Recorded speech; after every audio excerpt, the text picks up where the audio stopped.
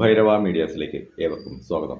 ഇന്ന് തുലാം രാശിക്കാർക്കുള്ള വീഡിയോ ആണ്. തീർച്ചയായിട്ടും നല്ല രീതിയിലുള്ള ഫലം പ്രതീക്ഷിച്ചുകൊണ്ട് തന്നെയാണ് ഞാനിത് ചെയ്യുന്നത്. കാരണം ജൂൺ മാസം 2-ാം തീയതി വ്യാഴത്തിൻ്റെതായ മാറ്റം വരുന്നുണ്ട്. അപ്പോൾ ഈ വ്യാഴത്തിൻ്റെ മാറ്റം തന്നെയാണ് എല്ലാവർക്കും 12 രാശിക്കാർക്കും 27 നക്ഷത്രക്കാർക്കും പ്രാധാന്യം കൊടുക്കുന്നത്. കാരണം ഇപ്പോൾ മിഥുനം രാശിക്കുള്ളിലിരിക്കുന്ന വ്യാഴത്തിനെ കൊണ്ട് യാതൊരു വകയും ചെയ്യാനായിട്ടുള്ള ഒരു മനസ്സില്ല എന്നല്ല, അദ്ദേഹം റിട്ടയർഡായ ഒരു ഉദ്യോഗസ്ഥൻ്റെതായ അവസ്ഥയാണ്.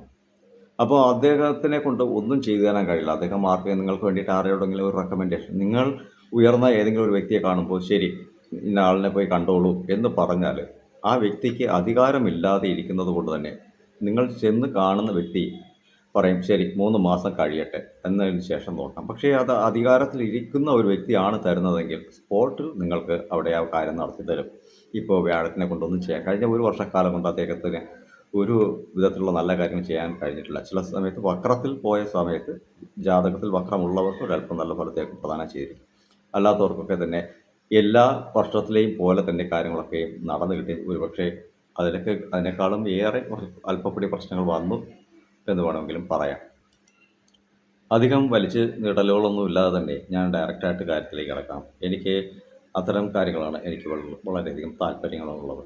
ഇപ്പോൾ നടക്കുന്ന ഈ ഒരു കാലഘട്ടത്തിൽ, ഇപ്പോൾ ഞാൻ പറയുന്ന ഈ ഒരു സമയത്ത് സൂര്യൻ മീനം രാശിക്കുള്ളിലാണ്, ചൊവ്വ മീനൻ രാശിക്കുള്ളിലാണ്, ശനി മീനൻ രാശിയിലാണ്, ബുധനും മീനൻ രാശിയിലാണ്. അതുപോലെ ശുക്രൻ മേടം രാശിയിലും, വ്യാഴം മിഥുനൻ രാശിയിലും, അതുപോലെ കേതു ചിങ്ങം രാശിക്കുള്ളിലും സഞ്ചാരം നടത്തുന്ന സമയവും, അതുപോലെ തന്നെ കുംഭം രാശിക്കുള്ളിൽ രാഹുവും സഞ്ചാരം നടത്തുന്ന കാലഘട്ടമാണ്. അപ്പോൾ ഈ ഒരു കാലഘട്ടത്തിൽ പ്രശ്നം ഉള്ളത് എന്തെന്ന് വെച്ചാൽ, ഇപ്പോൾ ഏപ്രിൽ 2-ാം തീയതി മുതൽ മെയ് മാസം 15-ാം തീയതി വരെ ഒരല്പം നല്ല രീതിയിൽ തന്നെ ജാഗ്രത പുലർത്തണമെന്ന് തന്നെയാണ് എനിക്ക് പറയാനായിട്ടുള്ളത്. കാരണം വെച്ചാൽ മീനം രാശിക്കുള്ളിൽ സൂര്യൻ നിലകൊള്ളുന്നുണ്ട്. പൊതുവേ ഇപ്പോൾ ഇവിടെ ശനി ഭഗവാൻ സ്ഥിരമായ ഒരു രീതിയിൽ അദ്ദേഹം നിലകൊണ്ട് പലർക്കും 7-2-2 കണ്ടകം ഇങ്ങനെയൊക്കെ പല വിധത്തിലുള്ള കാര്യങ്ങൾ ചെയ്തുകൊണ്ടേയിരിക്കുന്ന സമയമാണ്. പൊതുവിൽ ആ ഒരു സമയത്ത് നമുക്ക്, അതായത് ഈ കൂന് വന്നിട്ടുള്ള സമയമാണ്. അപ്പോൾ കൂനിൽ മേൽ കുരു എന്ന് പറയുന്നത് പോലെയാണ് ചൊവ്വ ഈ രാശിക്കുള്ളിൽ കടന്നിട്ടുള്ളത്, മീനൻ രാശിയിൽ കടന്നിട്ടുള്ളത്. കാലചക്രത്തിൻ്റെ 12-ാം ഭാവം എന്തും ഏതും മറച്ചു വെക്കുക എന്നുള്ളതാണ്. വരുന്ന നന്മകൾ മുഴുവൻ മറച്ചു വെക്കുക, വരുന്ന പ്രശ്നങ്ങൾ മുഴുവൻ മറച്ചു വെച്ച് നമ്മളെ പ്രശ്നത്തിലേക്ക് കൊണ്ട് ചാടിക്കുക. ഒരു ജോലി കിട്ടുമെന്ന് പറഞ്ഞ് നമ്മളെ പറ്റിച്ച് നമ്മളിൽ നിന്ന് കാശ് വാങ്ങി കൊണ്ടുപോകുന്ന സാഹചര്യങ്ങൾ, അതായത് കിട്ടി എന്ന് ഉറപ്പിച്ച്, നീ ധൈര്യമായിട്ടിരുന്നോ ആ ജോലി നിനക്ക് ഉറപ്പിച്ചു എന്ന് പറഞ്ഞ് നമ്മളെ പറ്റിക്കുന്ന ആൾക്കാരും ധാരാളം ഉണ്ടാവും. അപ്പോൾ ഇതകം എന്തും മറച്ചു വെച്ചിട്ടുള്ള കാര്യങ്ങളായിരിക്കും കാര്യങ്ങൾ. വീട്ടിലാണെങ്കിലും അങ്ങനെ തന്നെ, നിങ്ങളറിയാതെ വീട്ടുകാർ പല കാര്യങ്ങൾ തീരുമാനം എടുത്തു വെച്ചിട്ടായിരിക്കും നിങ്ങളോട് പറയുക. സുഹൃത്തുക്കളാണെങ്കിലും അങ്ങനെ തന്നെ, വിളിച്ചുകൊണ്ട് പോയിട്ട് അത് പ്രശ്നം ഉണ്ടാക്കാനാണ് എന്ന് പറയാതെ വിളിച്ചുകൊണ്ട് പോയിട്ട് പ്രശ്നത്തെ കൊണ്ട് ചാടിക്കുന്ന സാഹചര്യം. അപ്പം മറച്ചു വെച്ചുകൊണ്ട് പല കാര്യങ്ങൾ സംഭവിക്കും. ഇവിടെ ഈ മീനൻ രാശിക്കുള്ളിൽ ചൊവ്വ നിന്നാൽ പ്രശ്നമെന്ന് വെച്ചാൽ യാതൊരുവിധ ഉപകാരങ്ങളും നിങ്ങൾക്കുണ്ടാക്കില്ല. കാരണം 12-ാം ഭാവത്തിൽ നിന്നുകൊണ്ട് ഇദ്ദേഹം ഈ പറയുന്ന രീതിയിൽ അപകടകരമായ കാര്യങ്ങളിലൊക്കെ കൊണ്ട് ചാടിച്ച് ബുദ്ധിമുട്ടിലൊക്കെ ഉണ്ടാക്കി, അതുപോലെ ഡോക്യുമെൻറ്റ് സൈനിലൊക്കെ പ്രശ്നങ്ങളൊക്കെ ഉണ്ടാക്കി വെക്കും, ഭൂമി സംബന്ധപ്പെട്ട പ്രശ്നങ്ങളൊക്കെ ഉണ്ടാക്കി വെച്ച് ധാരാളം പ്രശ്നങ്ങൾ. ഏപ്രിൽ 2-ാം തീയതി മുതൽ മെയ് 15-ാം തീയതി വരെ വളരെയധികം ജാഗ്രത തന്നെ വേണം. പോരാത്തതാണെങ്കിൽ ബുധൻ ഈ മീനൻ രാശിക്കുള്ളിലാണ്. അപ്പോൾ മീനൻ രാശിക്കുള്ളിൽ ഇരിക്കുന്ന ബുധൻ്റെ പ്രത്യേകത എന്ന് വെച്ചാൽ നീചമാണ്. നിങ്ങൾ എന്തെങ്കിലും ഒരു കാര്യത്തിന് പോയിട്ട് ഒരാളോട് പറയുന്ന കാര്യം സത്യസന്ധമായ കാര്യമായിരിക്കും, സത്യമായിട്ടും അത് നടന്ന കാര്യമായിരിക്കും, അല്ലെങ്കിൽ നടക്കാനിരിക്കുന്ന കാര്യം, കുടുംബത്തിൽ ആവശ്യമുള്ള കാര്യമായിരിക്കും. അവിടെ കേൾക്കുന്ന വ്യക്തിക്ക് ശരി ശരി എന്ന് പറഞ്ഞിട്ട് നിങ്ങളെ ഒഴിവാക്കി വിടുന്ന ഒരു സാഹചര്യം, അതായത് നിങ്ങൾ പറയുന്നതൊക്കെ കള്ളത്തരങ്ങളാണ് എന്ന് പറഞ്ഞ് നിങ്ങൾക്ക് നേരെ തിരിയുന്ന ഒരു സാഹചര്യം. ഒരു കേസോ വഴക്കോ പ്രശ്നങ്ങളൊക്കെ ഉണ്ടായി പോയി എന്ന് കരുതിയാൽ പോലും സത്യാവസ്ഥ അവിടെ ബോധിപ്പിക്കാനായിട്ട് കഴിയില്ല. അപ്പോൾ ബുധൻ വന്നിട്ട് നീചമായാൽ അദ്ദേഹം നമ്മുടെ ബുദ്ധിയെ മറ്റുള്ളവർക്ക് മുന്നിൽ കള്ളത്തരമാണ് എന്ന് കാട്ടി നമുക്ക് നേരെ പ്രശ്നങ്ങൾ ഉണ്ടാക്കി തരും. അതുകൊണ്ടാണ് ബുധൻ നീചമായാൽ വളരെയധികം പ്രശ്നമുണ്ടാകും. വ്യാഴത്തിൻ്റെ വീട്ടിലാണ് ബുധൻ, പക്ഷേ അവിടെ നീചമാണ്. വ്യാഴത്തിന് വലിയ താല്പര്യം ഇല്ല ബുധനെ അവിടെ ആ ഒരു ഭാവത്തിലേക്ക് കൊണ്ടുവരാനായിട്ട്. അപ്പോൾ നീചമായി ബുധൻ അവിടെ ചെന്നു, അതായത് നിനക്ക് ഇഷ്ടമില്ലെങ്കിലും ഞാൻ ഇവിടെ തന്നെ ഇരിക്കും എന്ന് പറയുന്നത്. അതായത് ചില ആൾക്കാർ ബസ്സിലൊക്കെ കയറിയാലും ശരി ഇടിച്ച് കയറി വന്നിരിക്കുന്ന ഒരു സ്വഭാവമുണ്ട്. അതായത് മര്യാദയ്ക്ക് വേണമെങ്കിൽ ഇരിക്കാം, പക്ഷേ നമ്മൾ എഴുന്നേറ്റ് പോകണം എന്നുള്ള രീതിക്ക് നമ്മുടെ മടിയിൽ കൂടെ കയറി ഇരുന്ന് നമുക്ക് ബുദ്ധിമുട്ടുണ്ടാക്കി പ്രശ്നങ്ങൾ ഉണ്ടാക്കുക. ഇതുപോലെയാണ് ബുധൻ നമ്മുടെ വീട്ടിൽ കയറി വന്നിട്ട് നമുക്ക് ആവശ്യമില്ലാത്ത പ്രശ്നങ്ങൾ ഉണ്ടാക്കി തരിക. അപ്പോൾ ബുധൻ ഈ ഒരു സാഹചര്യത്തിൽ ഇങ്ങനെയാണ് നിൽക്കുന്നത്. അപ്പോൾ അതുകൊണ്ടാണ് ഞാൻ പറഞ്ഞത് ഏപ്രിൽ 2 അതുപോലെ മെയ് 15 വരെ ജാഗ്രത തന്നെ വേണം. ഇവിടെ ഈ മെയ് മാസം 2-ാം തീയതിക്ക് ശേഷം എൻ്റെ കണക്ക് പ്രകാരം മെയ് 26-ാം തീയതിക്ക് വ്യാഴത്തിൻ്റെതായ ഒരു മാറ്റം കണക്കാക്കാം. ഇപ്പോൾ നമ്മുടേതായ മലയാള പഞ്ചാംഗം കണക്കാക്കി മെയ് 26-ന് ശേഷം ജൂൺ 2-ാം തീയതിക്കാണ് വ്യാഴം ഈ കർക്കിടകം രാശിയിലേക്ക് വരുന്നത്. വ്യാഴം കർക്കിടകം രാശിയിലേക്ക് വരുന്ന വേളയിൽ ഇവിടെ സംഭവിക്കാനിരിക്കുന്നത് വെച്ചാൽ പൂർണ്ണമായ ബലമാണ്.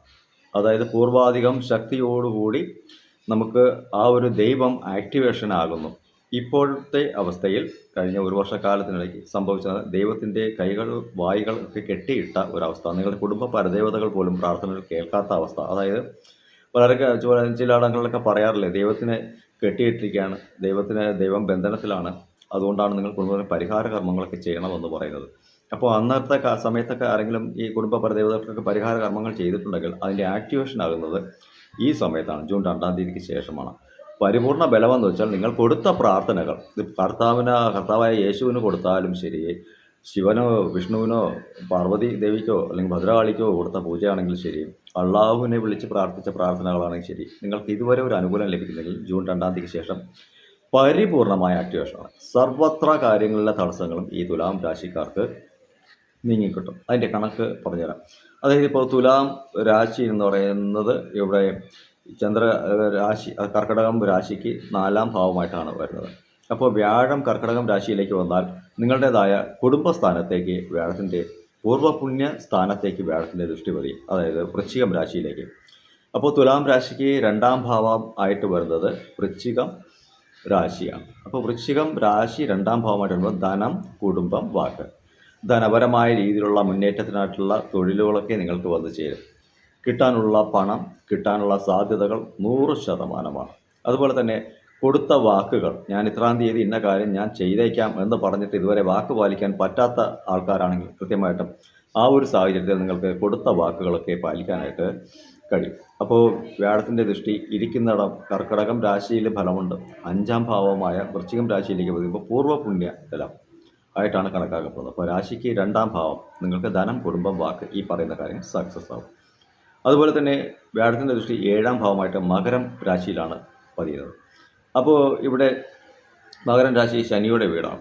ശനിയുടെ വീട്ടിലേക്ക് ദൃഷ്ടി പതിയുന്ന സമയത്ത് ഇവിടെ ശനി ഭഗവാന്റേതായ ആശീർവാദം എന്തായാലും നിങ്ങൾക്ക് അത് ചേരും. അതായത് തുലാം, വൃശ്ചികം, ധനു, മകരം രാശിക്ക് 4-ാം ഭാവം. 4-ാം ഭാവം വണ്ടി വാഹനങ്ങളെ കുറിച്ചിട്ട് എന്തെങ്കിലുമൊക്കെ ആഗ്രഹങ്ങളൊക്കെ ഉണ്ടായിരുന്നു, മാറ്റി വാങ്ങാനൊക്കെ ആഗ്രഹങ്ങളൊക്കെ ഉണ്ടായിരുന്നെങ്കിൽ അതൊക്കെ ശരിയാവും. കുട്ടികൾ സംബന്ധപ്പെട്ട കാര്യത്തിലൊക്കെ എന്തെങ്കിലുമൊക്കെ പ്രശ്നങ്ങൾ കാര്യങ്ങളൊക്കെ ഉണ്ടായിരുന്നെങ്കിൽ അതിലൊക്കെ ഒരു തീർപ്പുണ്ടാവും. പഠന കാര്യങ്ങൾക്കായിട്ട് കാശ് കിട്ടാത്ത സാഹചര്യം, അതൊക്കെ തീർപ്പുണ്ടാവും. ഇതുപോലെ ഈ 7-ാം ഭാവമായ വ്യാഴത്തിന് 7-ാം ഭാവമായ ദൃഷ്ടി കളത്രസ്ഥാനം എന്ന് പറയാം. ഇവിടെ നിങ്ങൾക്ക് 4-ാം ഭാവമായിട്ടാണ് വരുന്നത്. തീർച്ചയായിട്ടും പ്രശ്നങ്ങൾക്ക് ഒരു പരിധി വരെ നല്ല തീർപ്പ് ഉണ്ടാവും. അതുപോലെ 9-ാം ഭാവ ദൃഷ്ടി എന്ന് പറയുമ്പോൾ 5, 6 നിങ്ങൾക്ക് ഋണ, രോഗ, ശത്രുസ്ഥാനമാണ്. ഈ 6-ാം ഭാവം തുലാം, വൃശ്ചികം, ധനു, മകരം, കുംഭം, മീനം. അപ്പോൾ മീനം രാശി തുലാം രാശിക്ക് ശത്രു രാശിയാണ്. അപ്പോൾ ഇവിടെ കടബാധ്യതകൾ ഉണ്ടാകും എന്നുള്ളത് 100% നിങ്ങൾക്ക് വന്നിട്ടുണ്ട്, പ്രശ്നങ്ങളുണ്ട്. അതുപോലെ തന്നെ ധാരാളം പേർ ധനം തന്ന് സഹായിച്ചവർ ശത്രുക്കളായി മാറി. എന്തെങ്കിലും കുടുംബത്തിൽ ഭാര്യ പോലും ചിലപ്പോൾ ശത്രുവായിക്കണം, ഭർത്താവ് പോലും ശത്രുവായിക്കണം, സ്വന്തം സഹോദരങ്ങൾ ശത്രുവായിക്കണം. എന്തിനേറെ ഇനി കൂടുതലായിട്ടൊന്നും പറയേണ്ടതായിട്ട് ആവശ്യമില്ല. എല്ലായിടങ്ങളിലും ശത്രുതകളും സ്നേഹമായിരുന്നവർ ശത്രുക്കളായി മാറിക്കാണാം. അതുപോലെ തന്നെ മാനസികമായ ദുഃഖങ്ങളൊക്കെ ധാരാളം നിങ്ങൾക്ക് തന്നിട്ടുണ്ടായി. അത് ഈ പ്രശ്നങ്ങൾ ഉണ്ടാകുമെങ്കിൽ പിന്നെ മാനസികമായ സംഘർഷത്തിന് ഇടയുണ്ട് എന്ന് പറയേണ്ട കാര്യമില്ലല്ലോ. തീർച്ചയായിട്ടും അത് വന്നിരിക്കും.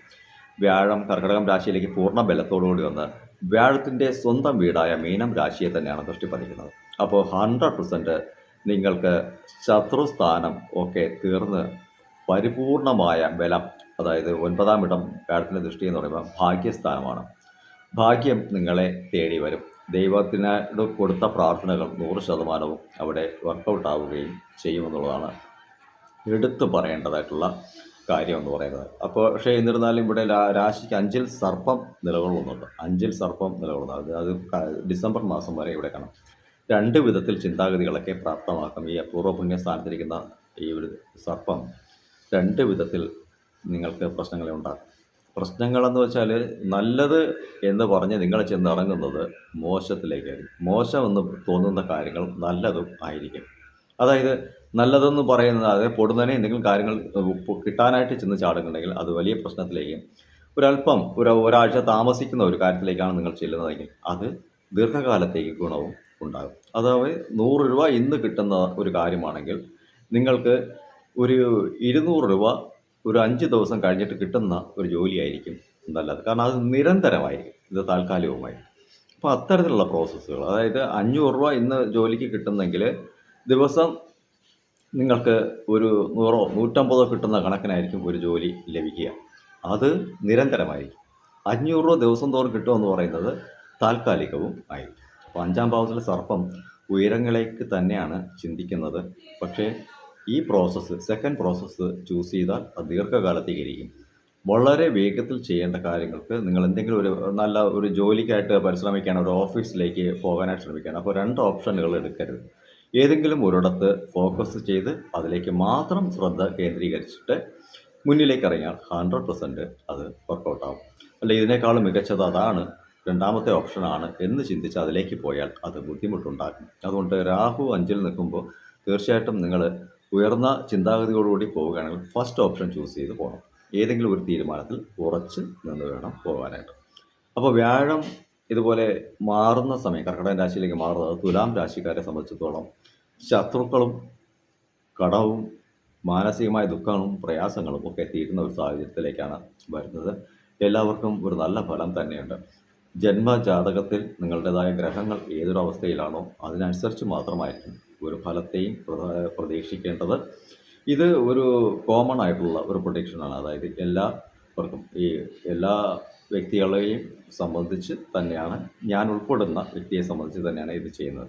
എനിക്ക് ഇത്തരത്തിലൊരു അവസ്ഥ, രാശിക്കുള്ളിൽ ഗ്രഹങ്ങൾ സപ്പോർട്ടീവായി നിൽക്കുന്ന സാഹചര്യമാണെങ്കിൽ 100% എനിക്കത് വർക്കൗട്ടാകും. അതല്ലാത്ത ഒരു സാഹചര്യം, പാതകമായ നിലയിലൊക്കെയാണ് നിൽക്കുന്നതെങ്കിൽ 100% അത് വർക്കൗട്ടാവില്ല. എന്നാലും ഈ ഒരു അവയർനെസ് എന്തായാലും നമുക്ക് ലഭിക്കുക തന്നെ ചെയ്യും. ഇതൊക്കെ ഒരു അവയർനെസ് മാത്രമാണ്. നമുക്ക് എല്ലാവർക്കും നേടി കൊടുക്കാം എന്ന് പറയുന്നത് ഞാൻ ദൈവമായി മാറണം. ഞാൻ ദൈവമല്ലല്ലോ. ഞാനൊരു ദൈവമാണെങ്കിൽ ഞാനിങ്ങനെ ഇവിടെ ഇരുന്ന് വായിട്ടലയ്ക്കേണ്ട ആവശ്യങ്ങളൊന്നും തന്നെ ഇല്ല. എനിക്ക് മുന്നിൽ വരുന്ന ആൾക്കാരോടും അവരുടെ ജാതകത്തെ പറഞ്ഞു കൊടുക്കേണ്ട ആവശ്യമൊന്നുമില്ല. ഞാൻ ചോദിക്കുന്നതൊക്കെ ദൈവം എനിക്ക് തരും. അപ്പോൾ അതുകൊണ്ട് തന്നെ അങ്ങനെയൊന്നും ചിന്തിക്കരുത്. അറിവുകൾ അതിനെ മറ്റുള്ളവരിലേക്ക് എത്തിക്കുക. നിങ്ങൾക്കറിയുന്ന അറിവുകൾ എനിക്കറിയില്ല, എനിക്കറിയുന്നത് നിങ്ങൾക്കറിയില്ല. എല്ലാ ആസ്ട്രോളജറുടെയും ചിന്താഗതികളും ഒന്നല്ല.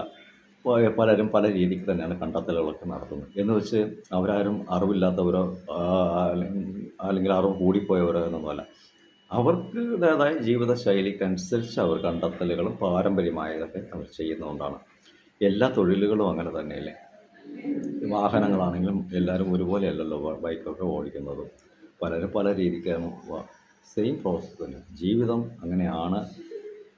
ജീവിക്കാനായിട്ട് ഭൂമിയിലേക്ക് ജനിച്ചു, അത് ജീവിച്ച് തന്നെ തീർക്കണം. കഷ്ടതകളിലൂടെ മാത്രമേ ജീവിക്കാനായിട്ട് കഴിയൂ. എല്ലാവർക്കും നല്ല ഒരു വർഷം ഉണ്ടാകട്ടെ. വ്യാഴത്തിൻ്റേതായ അടുത്ത വർഷം ജൂണിന് ശേഷം അടുത്ത ഒരു കൊല്ലം നല്ല ഫലമുണ്ടാകും എന്ന് തന്നെയാണ് എനിക്ക് പറയാനായിട്ടുള്ളത്.